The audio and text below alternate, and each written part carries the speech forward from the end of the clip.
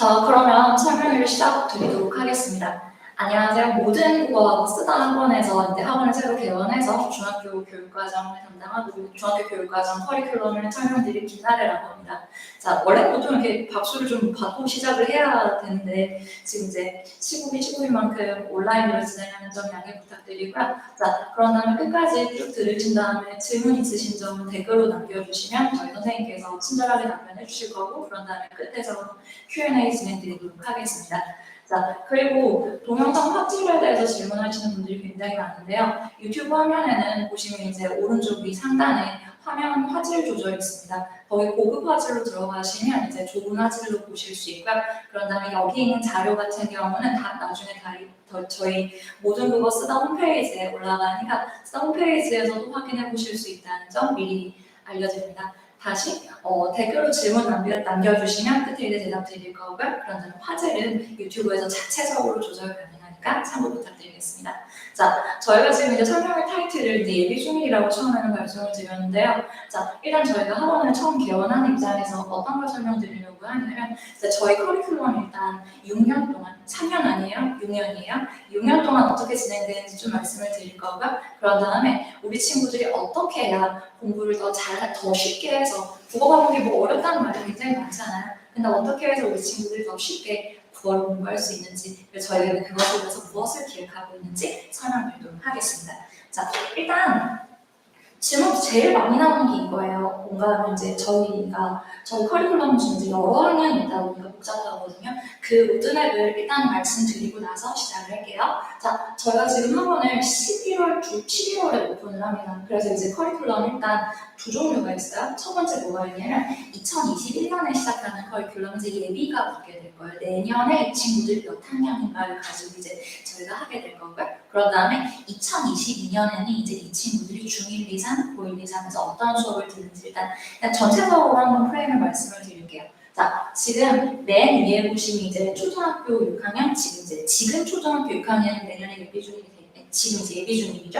자, 이 친구들 같은 경우에는 11월 13일에 6주 동안 개강하는 예비 중일 커리큘럼이 있습니다. 그리고 이 6주 커리큘럼이 끝나고 나면 이 커리큘럼을 들었던 친구들 같은 경우에는 자, 저희가 모든 국어하고 쓰다하고 이제 커리큘럼이 두 종류거든요, 크게. 자, 그래서 지난번에 말씀드린 쓰다 커리큘럼이 2022년에 개강을 중1을 하고요. 그런 다음에 저희 모든 국어 같은 경우에는 중1 정규반이 개강을 합니다. 이 반 같은 경우에 저희가 보통 정규반이라고 붙이는 것들, 그런 다음에 오른쪽에 있는 2022년 커리큘럼은 기본적으로 1년 동안 한 주도 안 쉬고 계속해서 하는 것을 목표로 합니다.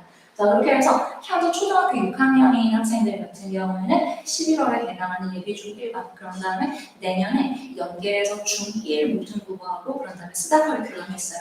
자, 그리고 지금 중학교 1학년인 친구들요, 예비 중2가 되겠죠? 자, 예비 중2 친구들 같은 경우는 지금 저희 중학교 1학년에서 김진 선생님 수업을 계속 들었던 친구들이 있어요. 자, 그래서 그 친구들 같은 경우는 중1 계속반, 올해 끝날 때까지는 중1이잖아요. 중1 계속반이 계속 이어집니다. 자, 그런 다음에 만약에 이제 여태까지 국어 공부를 안 했던 친구들 또는 이제 저희 커리큘럼을 새롭게 접하는 친구들을 위해서 이제 예비 중2반이 똑같이 이제 개강해서 6주 동안 진행을 합니다. 이 커리큘럼 두 개가 끝나고 나면 이 두 친구들은 내년에 중학교 2학년 정규반으로 이어지게 됩니다. 자, 지금 중학교 2학년은 반이 3개가 있는데요. 첫 번째, 정규반 같은 경우는 이제 국어 내용에 집중하는 반입니다. 자, 도서통합반은 좀 이따 말씀드리겠지만 국어 내용에서 필독서 읽기하고 독해가 추가되는 반이고요.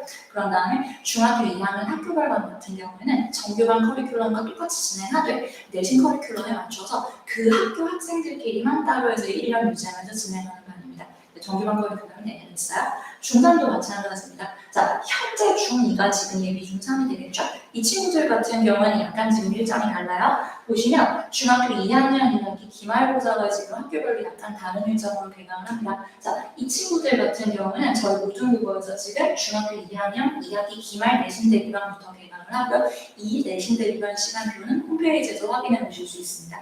그런 다음에 시험이 좀 늦게 끝나는 친구들도 있고 빨리 끝나는 친구들도 있어요. 시험이 좀 빨리 끝나는 친구들 같은 경우에는 2022년이 될 때까지 한 텀이 한 2주, 3주 정도 나오거든요. 그 친구들 위해서 중간에 비문학특강이 준비되어 있으니까 놀지 말고 드세요. 자, 그리고 중학교 3학년 같은 경우도 지금 보면 중학교 2학년이랑 2022년 커리큘럼이 같습니다. 정규반, 독서종합반, 학교별반으로 연간 계속으로 진행을 하고요. 그런 다음에 현재 지금 중3이죠. 제 수업을 듣고 있는 친구들도 있고, 그런 다음에 이제 오늘 처음 접하신 친구들도 있는데, 이 친구들 같은 경우에는 예비 고일반이 2주를 진행합니다. 그러고 나면 이제 저희 모든 국어의 고1 전교, 그런 다음에 쓰다의 고1반으로 이어지는 커리큘럼이에요. 자, 다시 한번 요약 정리해서 말씀드릴게요. 2021년에는 11월 둘째 주 또는 첫째 주에 예비반들이 개강을 합니다. 그런 다음에 2022년에는 연간 계속으로 정규반이 개강을 한다는 거 말씀드려요. 설명을 1시간 안 끝납니다. 그리고 시간이 모자라신 분들 같은 경우에는 저희 설명이 끝나고 난 다음에 따로 영상으로 확인할 수 있다는 점 미리 알려드려요. 자, 그러면 저희 목표를 이걸로 잡았잖아요. 지금 중등부 교육과정. 그러면 일단 뭘 해야 되냐면요. 국어 과목의 목표를 정확하게 정하셔야 돼요. 요거는 사실은 학생들이 하는 게 아니라 어머니들이 해주셔야 될 것 같아요. 국어 과목의 목표는 그게 사실 지금 초등학교를 보내보시는 학부모님들이 굉장히 많은데 근데 이 국어 과목이라는 것이 굉장히 여러 가지 이미지를 포함합니다. 말도 잘했으면 좋겠고 뭐 이렇게 글짓기 대회에서 상을 받았으면 좋겠고 뭐 토론도 했어야 되고 이런 유의 이야기들이 있는데요. 자, 사실 저희 모든 국어 커리큘럼의 목표는 아주 클린하게 지금 여기 글씨가 좀 작긴 한데 얘가 시험 끝나고 나서 쌤 저 100점입니다 이랬어요. 물어보지도 않았는데 지금 자기 시험지까지 다 같이 보낸 거예요. 근데 이 친구가 저 뒤에 이어서 뭐라고 얘기를 하냐면 다른 애들이 이번 시험은 되게 어렵다고 하는데 나는 솔직히 잘 모르겠다. 국어 이번에 쉬웠던 것 같다. 이런 얘기를 합니다. 자, 저희의 목표는요. 정확하게 하나요. 이 친구들이 중학교, 고등학교 과정에서 성적을 잘 받는 국어 공부를 잘하는 학생이 되는 것을 목표로 합니다. 국어가 다른 과목보다 쉬워져요. 그리고 국어 공부를 다른 과목 공부와 같이 할 수 있도록 하는 것이 목표예요. 이거는 잘 기억하셔야 돼요. 뭐 책 읽기, 뭐 글 잘 쓰기, 말 잘하기, 토론하기와 공부 잘하기 약간 좀 차원이 다른 의견입니다. 잠시만요.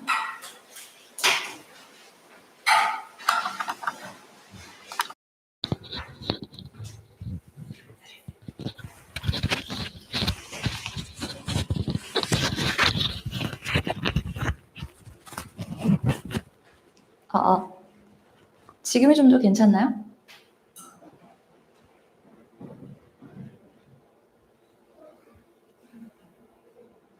지금이 좀 더 괜찮나요?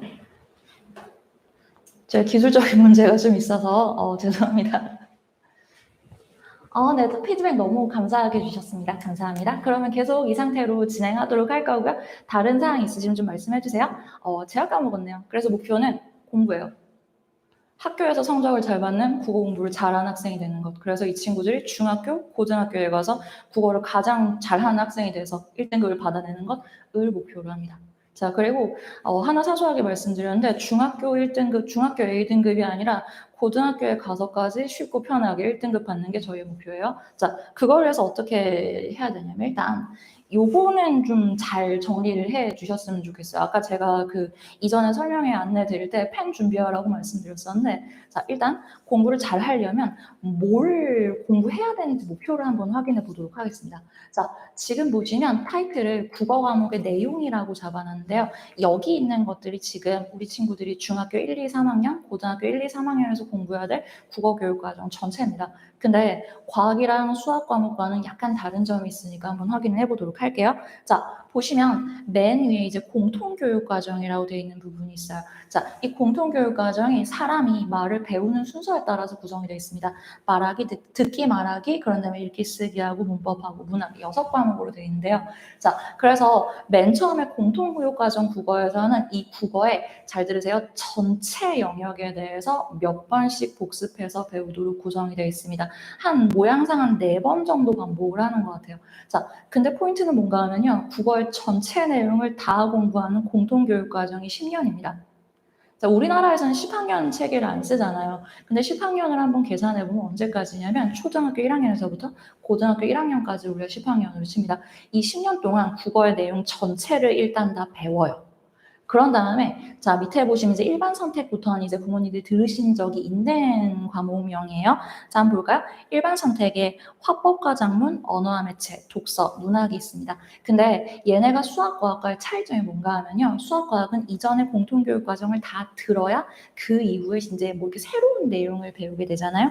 근데 보시면요. 여기 있는 화법과 작문 같은 경우에는 위에 있는 어떤 내용을 반복하고 심화해서 배우는 과정이냐면 말하기, 듣기, 쓰기를 묶어가지고 한자로 지금 화법과 작문이라고 해놓은 거잖아요. 그런 다음에 위에 보시면 문법이 있죠. 이 문법 과목이 언어와 매체입니다. 그런 다음에 문학은 그대로 문학이고요. 이름이 이상하게 바뀐 애가 하나 더 있어요. 보시면 읽기 과목을 우리가 독서 과목이라고 얘기하죠. 요 두 개가 같은 과목입니다. 자, 그래서 보시면 고등학교 1, 2학년 때 선택하게 되는 일반 선택 같은 경우에도 국어는 새로운 내용이 거의 안 나옵니다. 기존에 배웠던 내용의 반복 심화예요. 자, 그런 다음에 고등학교 3학년에 가면 이제 진로 선택 과목이라는 걸 설정을 하게 되는데 여기 있는 실용국어, 심화국어, 고전읽기는 확실하게 말씀드리자면 일선학교에서 거의 하지 않습니다. 이 과목은 선택해놓고 이제 이 학생들이 수능 대비하는 시간으로 쓰고요. 그래서 이 내용에 대해서는 고려를 하지 않으셔도 됩니다. 우리가 신경 써야 되는 건 공통교육과정, 일반 선택 과목, 그런 다음에 맨 밑에는 지금 수능국어 영역이 나와 있는데요. 이 수능국어 영역은 우리 친구들이 치게 될 수능 말고 지금 현행 모양대로 말씀드릴게요. 보시면 수능 국어에서도 새로운 내용이 안 나오는 게 특징이에요. 맨 첫 번째 한번 볼까요? 맨 첫 번째 문학, 맨 첫 번째 보시면 비문학은 뭔지 모르니까 좀 이따 설명드릴게요. 문학이 있죠. 문학은 위에서부터 계속 있던 개예요. 그런 다음에 화법과 작문과 언어와 매체를 지금 선택 과목으로 정해놨습니다. 자, 그러고 나서 사실 수능 국어에서 새로 보이는 것처럼 보이는, 새로 등장한 것처럼 보이는 애가 하나인데 거기 그게 뭐가 있냐면 저 맨 밑에 있는 비문학이 있거든요. 근데 아까 맨 처음에 설명드렸죠. 국어 과목은 이전에 배웠던 것들을 계속해서 반복 심화하는 과정이고 그 내용 전체는 고등학교 1학년에서 끝납니다. 그러면 맨 윗줄에 있었던 뭐가 지금 여기 있는 비문학이겠어요? 맨 위에 있는 읽기 과목, 그런 다음에 일반 선택에서의 독서, 걔가 비문학이에요. 자, 그래서 이 비문학과 독서의 관계에 대해서 일단 정리를 해드릴 테니까 요거는 지금 중학교에 입학하시는 부모님들, 그런 다음에 중학교에 다니시는 분들은 좀 요걸 좀 잘 기억해 놓으셔야 좋을 것 같아요. 자, 독서는 중고등교육과정에서 두 가지 의미를 씁니다. 자, 그리고 실제로 교육과정이나 교과서도 이 두 가지 내용을 같이 가지고 있어요. 뭐가 있냐면 첫 번째는 책 읽기예요. 학생들이 좋아하는 책을 계속해서 읽고 그런 다음에 그 책에 대해서 감상을 하는 독서가 우리가 알고 있는 일반적인 독서죠. 얘도 독서, 읽기, 비문학 과목의 목표에 들어있고요. 그런 다음에 두 번째 또 뭐가 들어있냐면 우리가 이제 어머니들도 많이 들어보셨을 비문학 제시문에 대한 독해 있죠. 걔도 독서라고 합니다. 사실 이거는 교육과정 자체의 문제인데 뭐 저희가 그걸 어떻게 할 수 없으니까 다시 독서는 두 가지예요. 첫 번째 책 읽고 감상하기, 두 번째 비문학 독해하기. 그런 다음에 아까 저희가 목표가 뭐라고 말씀드렸죠? 목표는 성적 잘 받기예요. 성적을 잘 받자면 그 독서 감상이 중요하겠어요? 아니면 비문학 독해가 중요하겠어요? 비문학 독해죠. 그래서 이제 그 내용들을 저희가 목표로 합니다. 일단 이 과정을 좀 잘 이해를 이 전체 모양을 좀 잘 이해를 해주셨으면 좋겠고요. 그래서 사실 국어 같은 경우는 사실상 몇 학년 과정까지 선행했다 또는 몇 단원까지 선행했다라는 언급이 불가능합니다. 대신에 이점도인데 뭐가 있냐면요. 우리 친구들이 교육 과정을 잘 소화한 커리큘럼으로 배우기만 한다면 이후에 이 친구들이 배울 내용까지를 저학년부터 반복해서 접해서 연습을 잘 할 수 있다는 게 사실은 국어 과목의 숨겨진 강점이라고 볼 수 있어요. 자, 그리고 우리 친구들이 학년이 올라갈수록 국어를 어려워하는 이유도 사실은 이 구조 안에서 확인할 수 있습니다. 여러 번 지속적으로 반복을 해서 그 내용을 이후에 확인을 하는 과정이 이제 수능인데요. 그 전에 계속 놀다가 고등학교 2학년, 3학년 돼서 국어 공부 새로 시작하려고 하면 힘든 건 당연한 일입니다. 자, 성적을 잘 받기 위해서는 미리미리 이후 과정이 어떻게 구성되어 있는지를 알고 이후 과정을 반영한 교육 과정으로 이제 공부를 해야 된다는 말씀을 드려요. 자, 그러면 우리 친구들이 이제 앞에서 할 걸 확인했으면 뭘 못하는지 한번 확인을 해봐야 됩니다. 이렇게 4개나 나와 있는데 일단 4개 다 굉장히 가슴 아픈 문제니까 잘 좀 들어보시길 바래요. 자, 첫 번째는 이제 계속 있었던 게 문학이잖아요. 문학 같은 경우는 사실 이거 가지고 나중에 이제 부모님들이랑 학생들이랑 싸우는 경우 굉장히 많습니다. 왜냐하면 엄마 아빠가 보기에는 굉장히 답이 확실한 문제인데 애들이 이거를 틀려오는 경우가 있어요. 그래서 너 뭐 바보냐 뭐 이런 식으로 얘기를 하는데 사실 우리 친구들한테는 이제 뭐가 없다고 보는 게 맞냐면 특히 중학생, 초등학생들한테는 문학 작품을 자기가 읽고 자신의 감수성에 비추어서 감상할 수 있는 능력이 없습니다. 그래서 문학은 이제 감상보다는 뭐의 영역으로 들어갔냐면요. 암기 영역으로 들어갔어요. 그냥 간단하게 예시를 하나만 보여드릴게요. 황순원이라는 작가의 소나기라는 작품이 있습니다. 원래 초등학교 6학년에 실려 있었는데 어렵다고 중학교 1학년으로 올라갔어요. 그리고 이번 교육과정에서 어렵다고 다시 중학교 2학년으로 올라갔어요. 여기에 맨 첫 번째 문장이 뭔가 하면요. 남자애는 소녀는 여자애를 보자마자 누구네 손녀딸이라는 사실을 알았다. 이거인데 이 문장에 밑줄 쳐놓고 이제 애들이 질문을 하는 경우가 있습니다. 자, 뭐냐면 남자애가 여자 얼굴은 처음 봤어요. 얼굴은 처음 봤는데 걔 프로필은 이미 알고 있거든요. 저 먼 옆마을에 누구네 증손녀 딸이 이번에 이사를 왔다더라 라는 정보를 미리 알고 있는 상태로 쟤를 본 거예요. 자, 이게 이번에 시험 범위에 들어가는데 애들이 이 내용이 밑줄 쳐놓고 이상하다고 들고 왔습니다. 왜 이상하다고, 어느 부분이 이상하냐고 물어봤더니 여자에 대한 정보를 전혀 모르는데 제 가족사항과 제 인적사항을 어떻게 아냐는 거죠. 그래서 이거 스토커 아니에요? 뭐 이러고 앉아있어요. 그래서 어떤 거를 이제 설명을 해줬어야 되냐면 예전에 농촌 공동체에서는 서로 마을 사람들이 다 아는 사이였기 때문에 누구네 집에 누가 이사를 왔다더라, 누구네 집에 누가 뭐 자식을 낳았다더라 이런 정보는 일상적으로 전해지는 정보다. 그러니까 납득을 못하는데 이게 눈이 이렇게 세모꼴로 뜨고 이게 알았다고 막 필기하고 있더라고요. 저는 사실 애들이 그런 걸 질문할 거라고는 생각도 못했어요. 자, 애들이 자기네들이 지금 살아가는 세계하고 그런 다음에 문학 작품에서 다루고 있는 세계가 너무 다릅니다. 그래서 애들이 사실은 자기 나름대로 열심히 해석한 이 문학품의 내용은 사실은 정답이 아닐 가능성이 굉장히 커요. 그래서 우리 뭘 해줘야 되냐면 이 친구들에게 제대로 된 감상을 하는 법, 나아가서 그냥 제일 편한 방법은 외우게 시키는 거예요. 이런 패턴이 나올 때는 이런 식으로 감상을 하는 것이 좋다라는 것을 이제 중학교 잡아줘야 됩니다. 그런 다음에 두 번째, 문법이요. 문법은 지금 약간 다른 차원의 문제가 있습니다. 사실 공통교육 과정에서 문법을 굉장히 안배를 잘 해놨어요. 어떤 식으로 하냐면 중학교 1학년에서 문법의 제일 기초 단계를 배워요. 예를 들어서 수학으로 치자면 수의 개념 같은 거를 배워요. 그런 다음에 중학교 2학년에서 그걸 이제 다음 단계인 단어 과정을 배워요. 수를 배웠다면 사칙연산을 배우는 단계라고 생각하시면 될 것 같아요. 그런 다음에 중학교 3학년에서 그거 다음 단계를 배우도록 구성을 해놨어요. 그래서 전 학년 내용을 알아야지 다음 학년으로 접근을 할 수 있도록 문법은 구성되어 있습니다. 자, 그리고 그거의 기본이 중학교 1학년입니다. 중학교 1학년 걸 배우고 중학교 2학년 걸 배운 다음에 그걸 바탕으로 중3 거를 공부를 해야지 공통교육 과정의 마지막인 고등학교 1학년 과정을 우리가 공부를 할 수 있어요. 문법이 굉장히 체계상으로는 아름다운데요. 자, 문제는 우리 친구들이 1학년 때 시험을 안 봐요. 그래서 이 내용을 완전히 까먹은 상태로 2학년에 가서 앞에 내용까지 힘겹게 공부를 하면서 내용을 끌고 갑니다.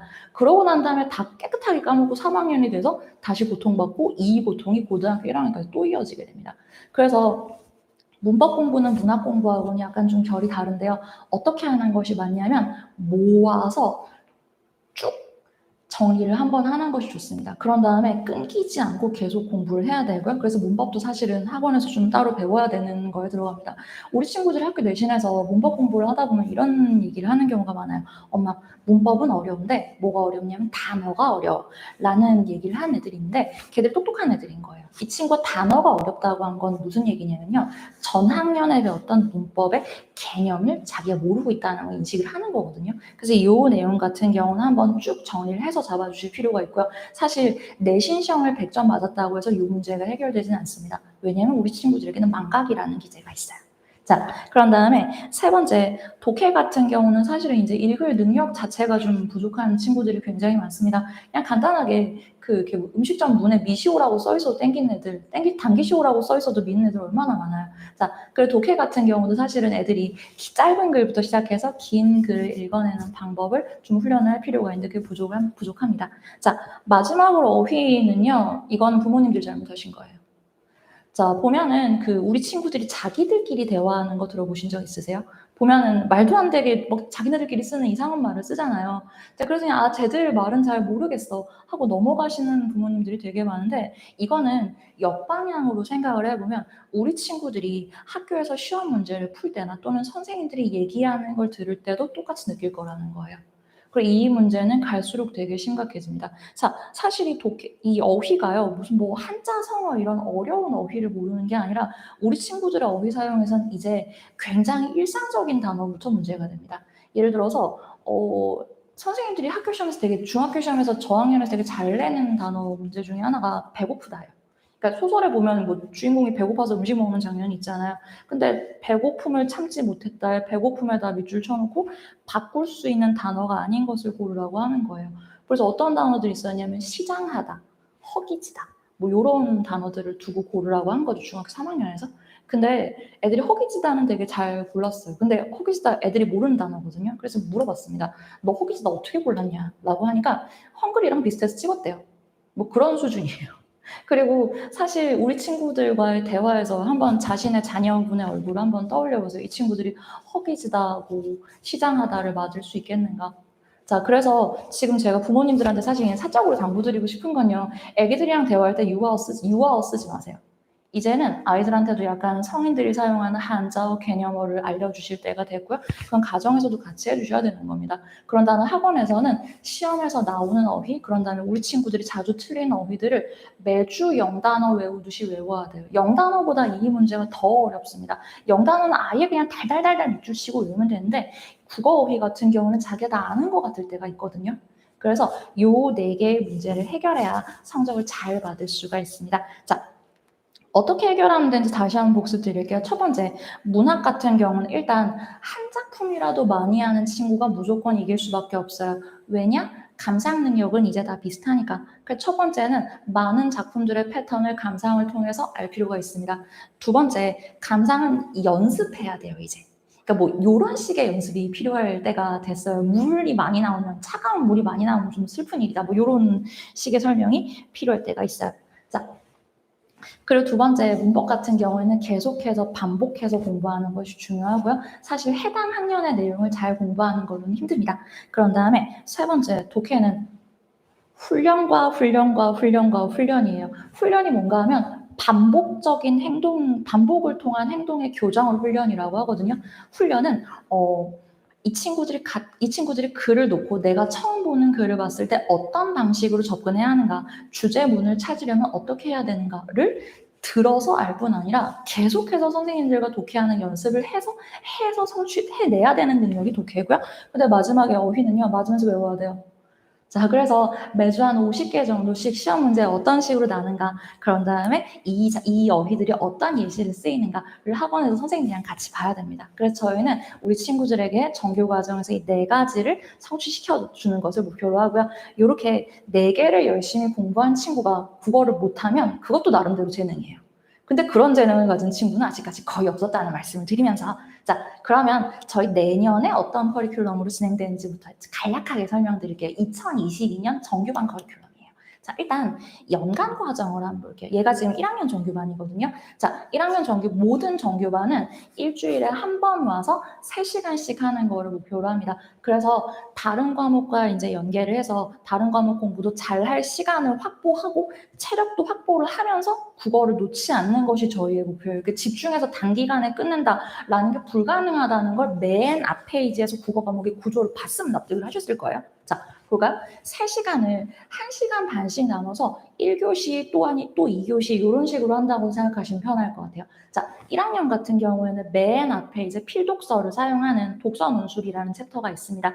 여기에서 필독서를 읽고 그 내용을 분석하면서 독해력을 키우는 연습을 할 거예요. 근데 이 독서가 초등 독서와 다른 점은 뭔가 하면 초등 독서의 목표는 아까 독서가 2가지라고 말씀드렸죠. 첫째 감상, 둘째 독해. 자, 얘의 목표는 독해에 있습니다. 그래서 이 필독서는 어떤 작품을 위주로 선정을 하냐면 비문학 교과서나 그런 다음에 고등학교 독서 교과서에 나오는 제시문 또는 그에 준하는 제시문을 가지고 읽고요. 그 내용을 분석해서 이 내용이 어떤 식으로 구성돼서 논지가 어떻게 전개되는가 내용 구성을 보면서 독해력을 키우는 단계가 이제 독서 논술입니다. 1교시고요. 그런 다음에 2교시는 이제 그거 말고 나머지 국어의 모든 영역들에 대해서 달별로 봅니다. 근데 지금 보시면 1월부터 12월까지인데 프레임이 굉장히 깔끔하잖아요. 그 이유가 뭔가 하면 이 친구들 같은 경우는 내신으로 휴강하는 기간이 없습니다. 그래서 이 친구들은 여유를 가지고 국어 과목 전체를 좀 꼼꼼하게 볼 수 있어요. 자, 그래서 1월, 2월에는 뭘 하냐면 일단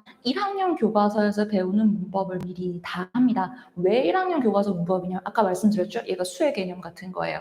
이걸 2달 동안 해서 완료를 해놔야 나머지 국어 내용을 접근할 수 있습니다. 그래서 1년치를 2달 안에 끝내요. 그런 다음에 3, 4, 5월에 문학이라고 써놨는데 여기서 뭐 하는 거냐면 중학교 교육과정 교과서에 있는 문학작품 다 할 거예요. 이 친구들은 시간이 있으니까. 그런 다음에 6월, 7월에는 실제로 중학교 3학년 또는 고등학교 1학년급의 필독서, 아니, 비문학 제시문을 가지고 그 제시문을 분석해보는 시간이 6월, 7월, 여름에 있고요. 자, 이제 교과서에 나오는 문학은 다 했어요. 그래서 8월, 9월에는 이제 현대문학의 대표작들을 볼 수 있습니다. 그런 다음에 10월, 11월에는 고전문학의 대표작을 하고, 그리고 마지막에는 이제 문법을 한 번 더 해서 마무리를 하는 거예요.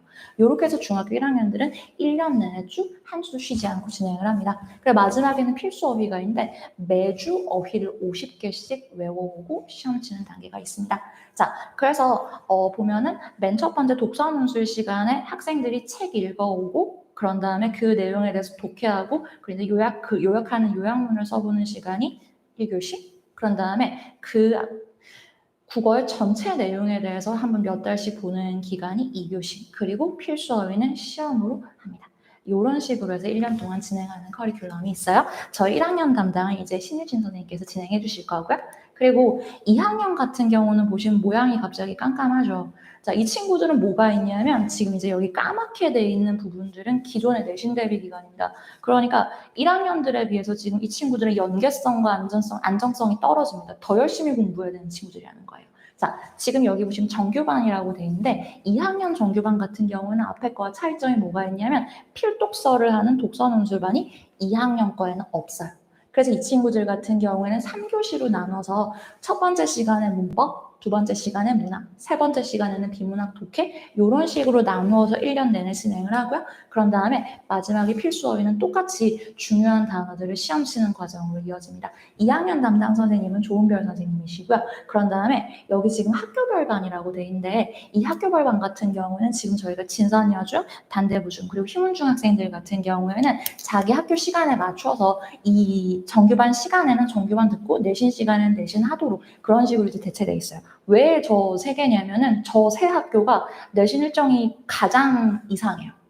그래서 다른 학교들이랑 같이 연계해서 통합반 수업을 듣기에는 가장 이렇게 혼란을 많이 겪었던 친구들이거든요. 그래서 이 친구들 같은 경우는 저희가 학교별로 일정 조정해서 빠지는 시간 없이 듣도록 구성을 해놨습니다. 자, 그런 다음에 자, 2학년에서도 사실은 독서통합반이 있어요. 이 독서통합반은 아까 1학년 정규반이랑 체계가 비슷합니다. 그래서 독서논술 시간에 이 분야별로 필독서를 보면서 필독서를 보면서 내용 요약 연습을 하고 수능 국어 기간에는 보세요. 문법, 문학, 비문학, 고전, 그런 다음에 끝날 때 문법 복습 이런 식으로 하는 2교시가 있고 그런 다음에 필수 어휘는 똑같이 진행하는 독서통합반이 있습니다. 자, 그래서 요약해서 말씀드리자면 독서통합반이랑 정규반은 필독서를 사용하느냐 아니냐의 차이라고 생각하시면 될 것 같아요.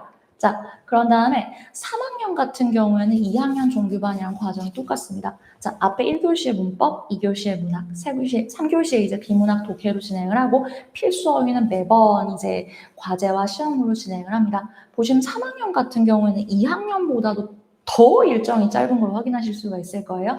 내신 대비도 시커멓게 들어가고 저 밑에 있는 11월, 12월은 예비고 1 과정으로 됩니다. 그래서 이 친구들 같은 경우는 좀 더 바쁘게 해서 이 세 영역을 다 끝내는 거를 목표로 하고요. 저는 3학년 담당하고 있습니다. 그리고 3학년도 똑같이 이제 독서통합반이 있습니다. 독서통합반 같은 경우는 좀 이제 그 필독서의 필요성이 있는 친구들, 그러면 국어에 자신 있는 친구들 가지고 데리고 이제 필독서를 가지고 내용 독해하고 요약하는 연습을 합니다. 사실 이런 류의 커리큘럼이 굉장히 많아요, 대치동에. 왜 다 커리큘럼이 비슷비슷하냐면 선생님들이 이 커리큘럼이 필요하다, 이 커리큘럼이 최선이라는 사실을 모두가 은연중에는 납득을 하고 있는 거예요. 그러면 이 커리큘럼이 다른 커리큘럼과 다른 점은 무엇이냐? 첫 번째, 저희는 중학교 1학년 예비 중일부터 해서 초등학교 6학년이죠. 초등학교 6학년부터 고등학교 3학년까지 저희 모든 국어 선생님들이 다 계십니다. 그래서 이 친구들이 나중에 위탁년에서 어떤 과목을 배우는지 또 이제 어떤 내용을 공부하고 교과서나 이렇게 수능의 방향이 어떤 식으로 개정됐는지를 저희가 명징하게 인식을 하고 매번 분석을 한 다음에 이제 커리큘럼을 반영을 해요. 그래서 예비 중일이랑 중학교 1학년 같은 경우 보시면 고등학교 2학년 교과서 바뀌었다고 중학교 1학년 교과서 바꾸는 학원은 사실은 저희 학원밖에 없습니다. 자, 저희 선생님들이 이제 모두 이제 전공을 하시는 분들이고요. 상위 커리큘럼에 대한 충분한 그 이해를 바탕으로 해서 커리큘럼을 짰다는 거. 그리고 이제 그래서 잘 하시는 선생님들이 이제 위탁년에 어떤 내용이 있는지를 염두에 두고 짠 커리큘럼이라는 점이 특징이라는 거 말씀드리고요.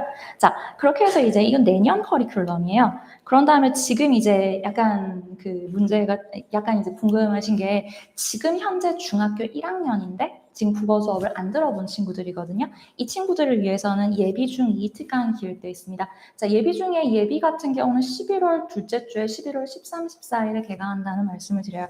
2학년 담당하실 조은별 선생님께서 미리 중학교 2학년이 될 예정인 친구들을 데리고 6주 동안 뭘 할 거냐면요. 여태까지 이제 우리 친구들이 뭘 배웠었어야 됐는가, 그런 다음에 앞으로 무엇을 배울 것인가를 가지고 전체 내용을 정리하는 커리큘럼을 저희가 마련해놨습니다.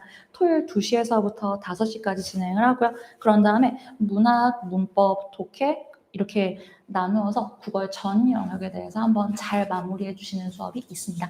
자, 그리고 예비 중1 커리큘럼 같은 경우는요, 이제 저랑 신유진 선생님께서 담당을 해주실 건데, 자, 올해 11월 13일에 개강을 해서 이제 6주 동안 우리 친구들에게 앞으로 국어가 어떤 식으로 진행될지를 알려주실 거예요. 이거는 저랑 같이 수업하시는 신유진 선생님께서 설명해 주실 겁니다. 잠시만요.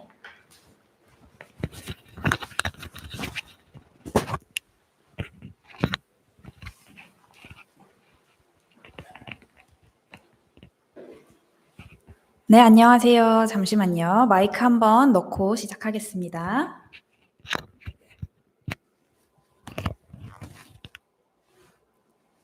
네, 안녕하세요. 모든 국어 예비 중1 그리고 중1반 담당하고 있는 신유진입니다. 아마 월요일 설명회 들으셨다면 제 얼굴이 조금 익숙하실 수도 있으신데요. 처음 보시는 분들을 위해서 말씀을 드리자면 저는 지금 중1, 예비 중1 담당하고 있고요.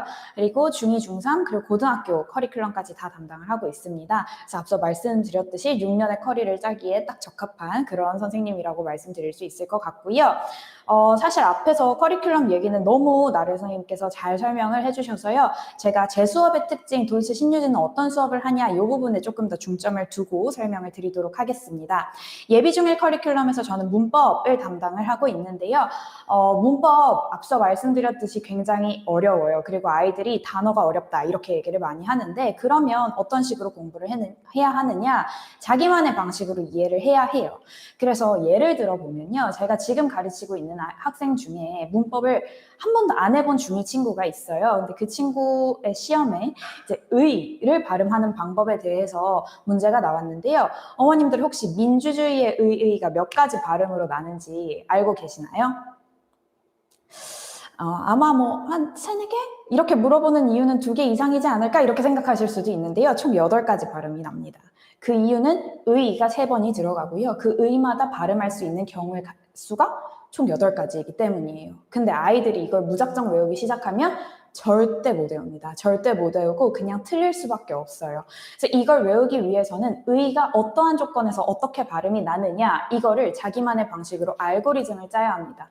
예를 들어서 의가 단어의 맨 첫 글자에 나오는 경우에는 이렇게 발음을 한다. 근데 얘가 만약에 조사다. 그러면 이렇게 발음을 하겠구나. 이걸 마치 질문이 있고 거기에 대해서 yes라면 어떻게, no라면 어떻게 이런 식으로 자기만의 머릿속에서의 알고리즘을 짜야지만 문법을 이해하고 또 암기도 조금 더 쉽게 할 수 있습니다.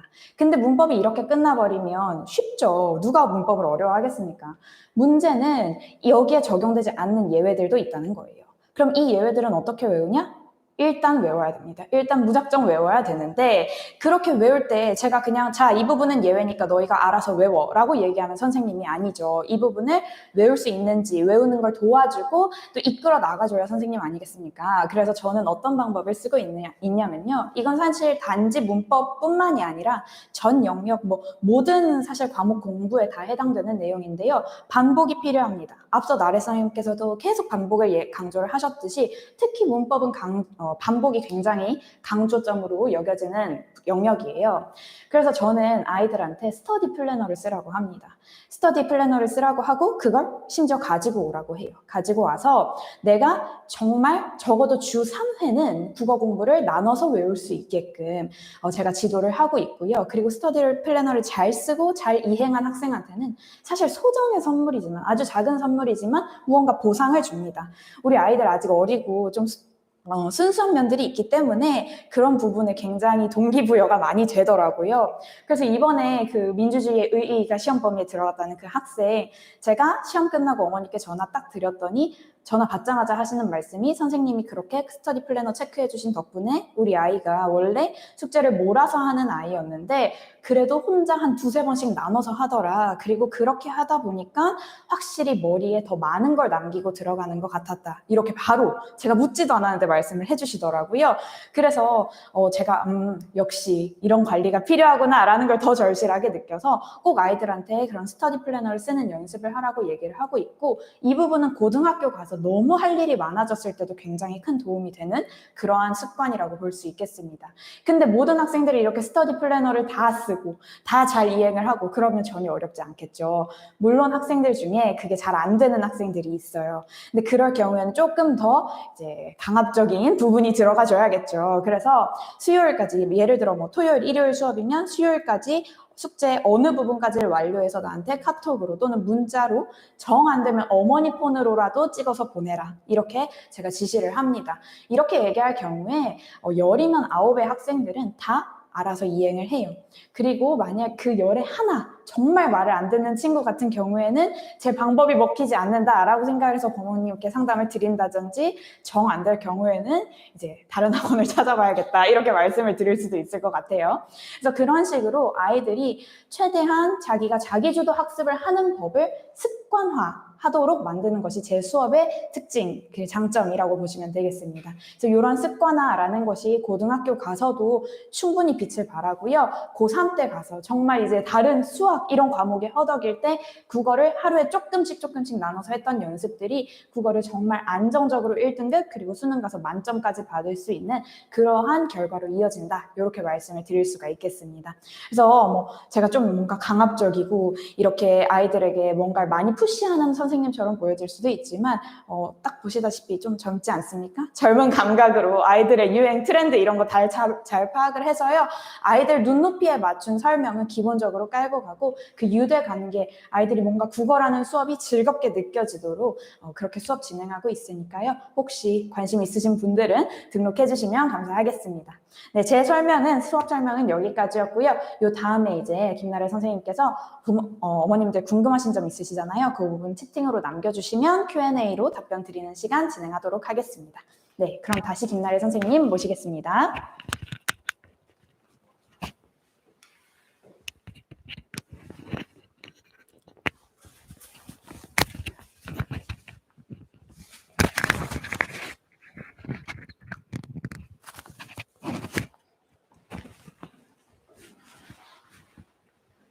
자, 신유진 선생님과 제가 예비중학교 1학년 담당합니다. 사실 유진쌤이 이제 잘 해주실 거고요. 저는 애들 울리는 역할이에요. 저 사람한테 혼나기 싫으면 유진쌤과 잘하자.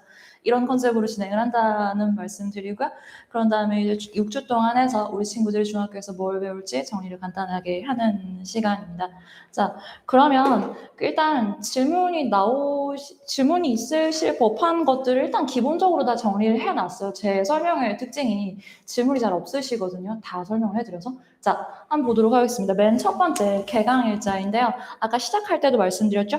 예비 붙어 있는 거는 11월 13일에 개강을 합니다. 그래서 6주 동안 진행하고 크리스마스 한 주 쉬고 끝내는 걸 이제 목표로 하고 있고요. 이 커리큘럼이 내년 커리큘럼의 그 중학교 1학년, 2학년, 3학년 그리고 이제 고등학교 1학년으로 이어진다는 말씀드려요. 자, 그런 다음에 두 번째 가장 많이 물어보시는 게 이제 반별 인원입니다. 자, 예비 중1과 중학교 1학년은 15명으로 묶어서 진행을 합니다. 그런 다음에 중학교 2학년, 3학년 그리고 내신반은 공통적으로 20명이고요. 각각 학년별 담임 선생님이 다르지만 이 부분은 다르지 않습니다. 자, 그래서 저 부분을 사실 제일 궁금해 하시는 것 같아요. 자, 그런 다음에 입반 테스트는 현재 예비 중1, 예비 고1 과정에서는 진행하지 않고 있습니다. 만약에 지금 현재로서는 저희가 입반 테스트가 계획이 없고요. 만약에 이제 진행을 할 때가 되면 다시 공지를 드리도록 할 텐데요. 사실 저희 입장에서 봤을 때 특히 예비 중1 같은 경우에는 이 친구들이 초등학교에서 나름대로 이제 뭐 성취도의 차이가 있었을 수는 있는데 저희가 보기엔 비슷합니다. 그래서 저희가 새로 이제 빚어서 만든 다음에 이 친구들이 잘하는 친구인지 좀 더 공부가 필요한 친구인지는 저희가 알아서 하도록 하겠습니다. 자, 그리고 세 번째.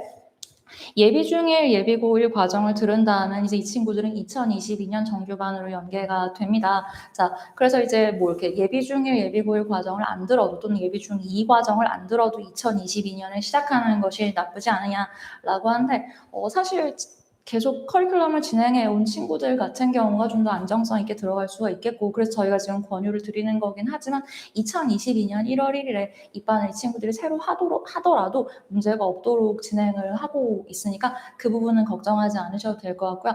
언제부터 들어가는 게 좋으냐라는 말씀을 정말 많이 하시는데 지금 바로 하셔야 돼요. 왜냐? 국어는 정말로 이 친구들의 베이스가 좀 적은 상태입니다. 그래서 남들보다 하루라도 더 빨리 시작해서 남들보다 문법 개념 하나라도 더 알고 현대시 하나라도 더 아는 친구들이 무조건 더 공부 잘할 수밖에 없습니다. 자, 그런 다음에 수업은 모든 수업이 일주일에 한 번 3시간씩 진행을 하고요. 그런 다음에 과제 같은 경우나 또는 테스트가 미비한 경우에는 그 수업 시간이 끝날 때 마무리하고 하는 것을 목표로 합니다. 자, 대치동 학원들 중에서는 뭐 이렇게 시간을 많이 들여서 국어 공부를 하는 것, 뭐 이렇게 깜지 100장 써오기, 뭐 이렇게 동그라미 500원 모양으로 치기, 뭐 이런 거를 강점으로 삼는 학원들도 있긴 한데요.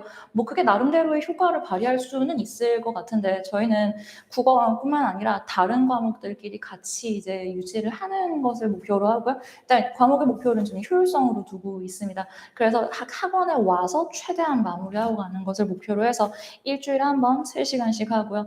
단 한 주도 쉬지 않고 중학교 3년 내내, 고등학교 3년 내내 보내주셔야 됩니다.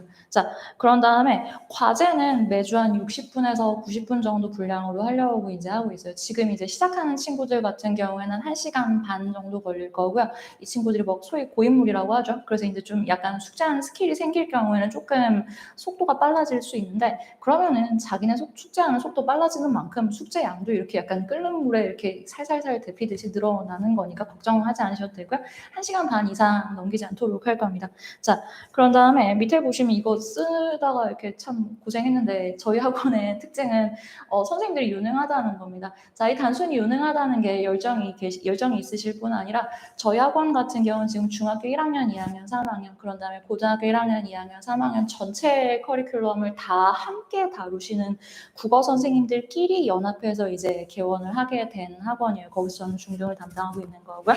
그래서 이 친구들이 이후에 어떤 커리큘럼으로 진행이 될지 그런 다음에 이 친구들의 현재 약점은 뭐고 나중에 이 친구들이 어떤 것을 접할지 고등학교 1학년 국어에서 지금 뭐가 나오고 있고 이 옆에 고등학교에서 시험을 뭘 봤는데 뭘 잘못하더라 이런 것까지 저희가 다 이제 제대로 해서 챙기도록 할 테니까 저분들은 이제 저희 믿고 맡겨주시면 좋을 것 같고요. 그런 다음에 문의 전화는 여기 이제 아래쪽에 있는 이쪽으로 주시면 될 것 같습니다. 이후 이제 시간표 같은 경우는 저희 학원 홈페이지에서 확인해 보실 수도 있고요. 그런 다음에 카카오톡 채널 모든 국어 쓰다 검색하셔서 그쪽으로 질문 주셔도 저희가 이제 안내를 잘 해드리도록 하겠습니다.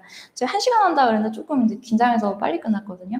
이제 마지막으로 당부 말씀 하나 드릴게요. 사실 이렇게 대치동 부모님들한테 다들 학력이 좋으시니까 제가 이런 얘기하기 좀 그렇지만 겸손하게 살아야 되는데 잘한 척을 한번 해보도록 하겠습니다. 제가 고등학교 때 공부를 굉장히 잘했어요. 근데 잘한다는 게 그냥 공부를 뭐 이렇게 조금 했는데 100점이 나왔다 이런 게 아니라 저는 공부하는 이외의 시간이 아까웠던 것 같아요. 그래서 뭐 급식 먹으러 갈 때도 뭐 단어장 보고 집에 갈 때 버스 안에서도 공부하고 그래서 당연히 전교 1등하고 전교 1등 놓치는 일은 있을 수가 없다.